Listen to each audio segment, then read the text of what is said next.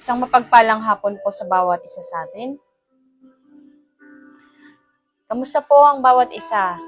Excited na po ba tayo sa camp? 2 days na lang po, tama po ba? Dahil ngayon po ay Monday, Tuesday, Wednesday. 2 days na lang, camping na. Excited ka na ba na makita yung mga kapatiran po natin mula sa iba't ibang outreaches? Yan. Kami po ay excited na rin na muli po kayong makita.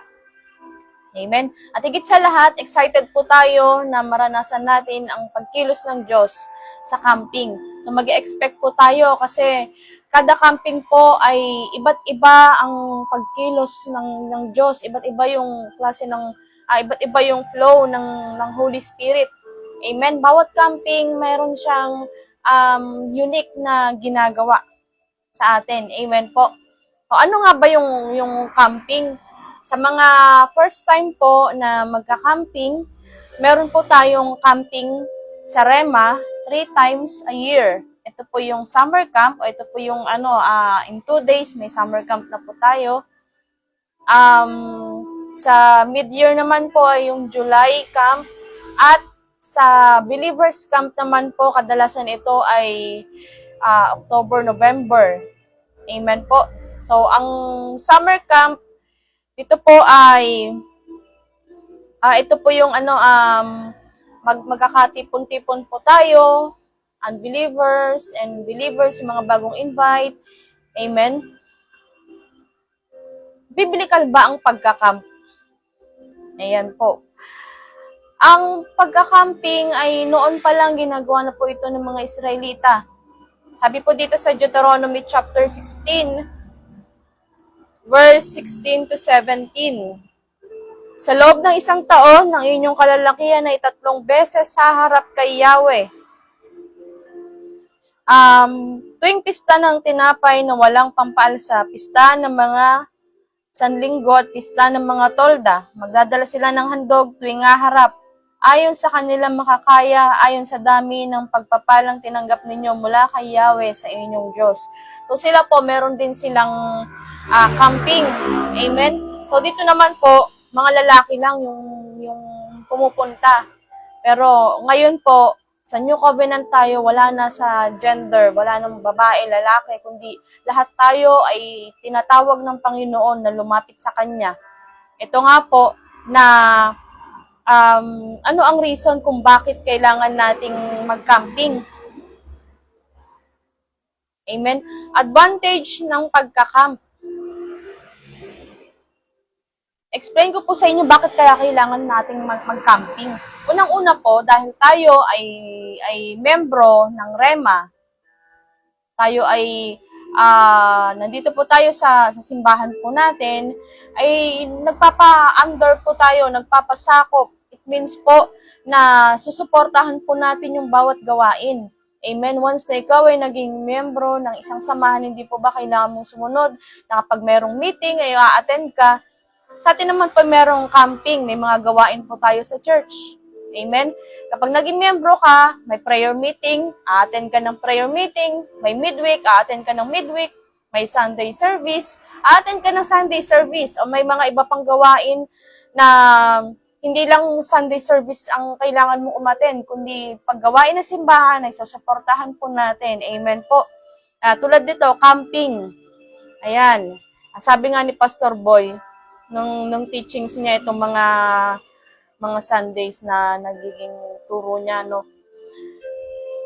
Doon nag-uumpisa na pasukin ng kaaway yung kapag sinasabing kayo na lang, magka-camping na, kayo na lang ang pumunta, kayo na lang ang mag-camp. Amen? So ito po ang kailangan natin kasi mag-camping. Kailangan po nating maka-attend ng camp dahil alam natin na may gagawin ng Diyos. Amen po. Dito tayo, pag nagka-camping tayo, napapalakas tayo. Amen. Sino po ang magdi-disagree dito? Ako po ay agree. Kahit ako po personally po, ilang years na po akong nagka-camping, dekada na po, mahigit dekada na po akong nagka-camping. Pero, minsan ba sumagi sa isip ko na okay na ako sa camp, hindi na ako a-attend ng camp kasi nakadami na ako ng camp. Amen? Hindi pa rin eh. Kundi every camp, ayoko mawala. Kada camping, gusto ko maka-attend ako, gusto ko makumpleto ko yung camping. Amen? Kasi iba yung anointing, iba yung kalakasan na nabibigay ng camping. Kumpara mo sa doon ka lang sa outreach nyo. Although may anointing, pero iba talaga yung nabibigay ng camp. Iba yung lakas, iba yung restoration, iba yung anointing na nakukuha po natin kapag camp. So, ngayon po ay marami pang mga advantage ang pagka-camp. Isa pa dito, marirestore ka. Normal po yan sa mga Kristiyano na may time na makakaramdam ng panlalamig. O yung iba ay, sabihin natin, nag-backslide. Ang camping, nakaka-restore. Dahil nandun ang malakas sa pagkilos ng Holy Spirit, nakakausap niya tayo dito. At nararamdaman natin talaga yung malakas na anointing. Marirestore ka. Amen? Lalo sa mga lingkod ng Diyos, hindi po ba minsan nakakapagod? Minsan talagang mapapagod ka physically. Pero kapag nagka-camping ka, worth it ang lahat ng pagod natin. Dahil pagdating sa camping, nire-restore lahat ng Diyos. Yung mga nawala sa atin, yung pagod natin, nakikita kasi natin na sulit pala ang pagpapagod natin. Amen? Isa pa ang advantage ng pagka-camp ay mare-remind tayo. Amen? Mare-remind tayo na ito pala yung gusto ng Diyos sa akin. O minsan, dito mo sa camping maririnig na tinawag ka ng Diyos. Alam niyo po, ako nung first time ko mag-camping, dito ko narinig na tinawag ako ng Panginoon nung nagka-camping ako. Hindi ko siya marinig basta-basta na pa-attend-attend lang. Pwede mo marinig na tinawag ka, pero ito yung malakas na boses ng Diyos na talagang tinawag ka. Amen? Mariremind ka doon sa pangako niya, mariremind ka doon sa rema niya sa'yo. At isa pang advantage na nagka-camp ka, ay dito nakukorek din tayo. Amen? Makukorek tayo kasi sa outreach natin, pwede kasing ano tayo dyan, inaamo-amo pa tayo dyan ng pastor natin, na okay lang yan, ganyan. Pero dito sa camping, ay may time na makukorek din tayo dito. Amen? Dahil ang pagmamahal ng Panginoon ay hindi lang siya haplos-haplos lang, kundi may correction din. Amen?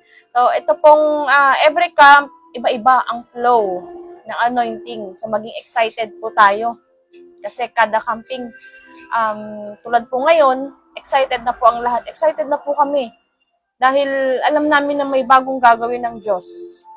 Nakaka-excite po kasi very unexpected ang gagawin ng Panginoon sa atin. Ayun po, sa mga first time, meron po ba mga first time dito? Paki-hit nga po yung heart para makita ko po may first time. Ayan. Sa mga first time po, ang camping, ito pong summer camp po natin, masaya po. Kasi meron tayong sports dito. So, maglalaro tayo dito at makikinig tayo ng salita ng Diyos. Huwag po kayong mag-alala, hindi po boring. Kasi nagtatanong yung iba, anong gagawin dun sa camping? May service daw, umaga, tanghali, gabi. Tapos meron pang mga divided seminar. Ano po yun? Mag-aaral lang po lagi ng salita ng Diyos. Yes, mag-aaral tayo ng salita ng Diyos, pero hindi siya boring. Maniwala po kayo. Kasi kung boring siya, hindi na kami bumalik sa camping. Dahil ilang dekada na po ay nagka-camping pa rin po tayo. Ibig sabihin, hindi siya boring. Amen? Marami kang matututunan, marami kang makukuha sa camping. Isa pa po dito, sa mga first time, marami kayong makikilala sa camping. Amen? Dumadami ang kaibigan mo, dumadami yung mga mananalangin para sa iyo dahil nakikilala mo sila. May mga iba't ibang klase ng tao, may iba't ibang style. Amen? Dito natin makikita sa camping. So, ako, ang mundo ko noon ay umiikot lang sa Taytay. Dahil sa Taytay pong outreach, umikot lang sa Mandaluyong. Dahil taga Mandaluyong po ako. Pero nung nag-camping ako, dami ko na nakilala. Laguna, Batangas, mga taga Quezon, mga taga Pangasinan, at iba-iba pang lugar. Amen. Marami po tayong makikilala dito. At mag-expect po tayo sa mga baguhan. Nakaka-excite mong mag-camping. Dahil pwedeng siguro kinakabahan ka ano kayang gagawin sa'yo, pero wag po kayong mag-alala dahil maganda ang gagawin sa inyo ng Diyos sa camping na yun. Kapag nung first time ko pong mag-camping, parang ayoko nang umuwi eh. Sa una lang yan, uunahan ko na po kayo sa mga first time ko mag-camping. Pwedeng sa una, pwedeng mong sabihin na pwedeng may inip ka or pwedeng gusto mo nang umuwi agad. Hindi pa nag-uumpisa yung camping, uuwi ka na. Pero tapusin mo. Tapusin mo yung camping dahil pag last day na ng camping, baka ayaw mo nang umuwi. Kasi kulang, bitin. Amen? Meron tayo kasing, kung hindi ako nagkakamali, 5 days ang camping po natin. Sa umpisa may inip ka pero habang umuusad yung araw, ay nai-enjoy mo yung camping. So, sa mga datihan po, mag-expect lang po tayo. Dahil ito pong lugar ay bago. Alam natin na ang Panginoon ay kikilos pa rin at isang buwan ang naging preparation po natin dito sa camping po natin. Amen po. Kaya mag-expect tayo. Nararamdaman natin yan na may maganda pong gagawin ng Panginoon. Malakas ang anointing na ibubuhos ng Panginoon sa atin. Amen. So ito po, ang encouragement ko lang po sa inyo ay ang summer camp nga po, hindi po ba tayo pong mga believer ay magdadala, mag-i-invite ng mga paguhan para makasama sa camping. Amen. So hindi lang yung ikaw yung magpapadala ng mga invited, hindi, sasama din tayo. Amen. Sasamahan natin yung mga in-invite natin. Kaya nga siya believers and unbelievers camp dahil sama-sama po tayo dito. At ang mid-year camp naman po ay tayo naman ang magpapadala ng mga bagong invite po natin at yung believers camp ay tayo po mga believers ang magsasama-sama. Meron din tayong oras para po sa atin. Amen. So ngayon po, ang encouragement lang po ay magdala po tayo ng mga kaluluwa dahil isa lang ang maligtas. Isa lang yung maidala natin sa Panginoon, libu-libong anghel ang nagsasaya. Amen. Kapag nga nag-i-invite tayo, pinagpapaalam natin yung mga membro na sumama ng camping, ang lagi natin pinupusta, ipapaputol ko tong daliri ko. Kung hindi nyo may enjoy ang camping. Amen. So, bakit malakas ang loob natin? Kasi, totoo na pagdating ng camping, ay nagiging naiiba yung tao. Hindi na sila yung dating sila. Amen? Natatransform ang pagkatao paglabas ng camp. Amen po. So, ito po, mag-expect po tayo. At kapag po naramdaman po natin ng anointing, mag-respond po tayo agad. So, kapag may praise and worship, galaw-galaw po tayo. Amen po. At makinig po tayong maigi. Enjoy lang po natin at pakinggan natin. Huwag ka magpapadistract dahil baka yung sasabihin sa harapan ay ayun na pala yung sagot sa tanong mo. Amen po. Ayan po. At see you po sa camping. 2 days na lang po. Ready na po ba? Nag-empake na po ba ang lahat? Ayan po, kami po ay nag-aayos na rin ng gamit. At God bless you po. At dito na lang po tayo magtatapos. Tayo po ay manalangin. Aming Ama, sa pangalan ni Jesus, salamat po Panginoon sa oras na ito. Dalangin po namin na sa darating na camping namin, Panginoon, punuin niyo po kami at maging excited ang bawat sa amin, O Diyos. Nag-expect kami na magandang gagawin mo, Panginoon. Salamat po, Lord. Pinupuri ka namin, pinapasalamatan sa pangalan ni Jesus. Amen. Maraming salamat po sa bawat isa. God bless po. At see you po sa camp.